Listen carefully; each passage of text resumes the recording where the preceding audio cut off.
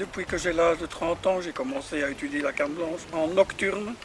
Et puis à 40 ans, j'ai dû l'utiliser en diurne et passer en même temps au chien guide. On a d'abord une personne qui n'a pas d'aide, même pas une canne blanche.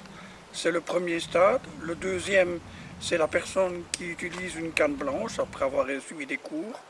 Le troisième stade, on vient avec un chien guide ou avec une canne électronique, ça existe aussi, avec des capteurs et qui donnent des pulsions, des vibreurs à la main. Et le stade le plus confortable, c'est d'être guidé par un voyant. Quand j'ai rencontré la personne qui éduque les chiens guides, c'était d'abord un ami. Donc je me suis adressé à lui puisqu'il faisait ce genre de formation pour venir en aide aux personnes non-voyantes. Et de fil en aiguille, j'en suis arrivé à mon troisième chien guide puisque l'œuvre me convient. Doucement.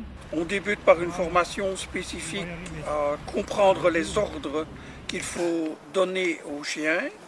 Ensuite, on part en zone urbaine et alors on apprend à écouter ce que donne comme information le chien. Tous les chiens ne conviennent pas à tous les aveugles. Il y a déjà un premier obstacle, l'antipathie. Ça peut se rencontrer. On rencontre de l'antipathie à l'égard d'humains. Tous les chiens ne me conviendraient pas. Ici, le dernier, c'est encore un cas de figure bien flagrant. On m'a présenté deux chiens. Celle que j'ai à l'heure actuelle qui s'appelle Jadis, c'est elle qui est venue à 3 reprises me toucher la main. Donc, entre guillemets, je dirais c'est elle qui m'a choisi. Et l'autre m'a complètement ignoré. Il est joué. Ben oui, donne-le. J'ai accepté de vous rencontrer parce que c'est ma façon à moi de dire merci à Entrevue, de tout ce travail qui est fait derrière et avant que je reçoive le chien. Toutes ces personnes qui œuvrent autour, récolter les fonds, pour que le chien puisse continuer à nous être donné.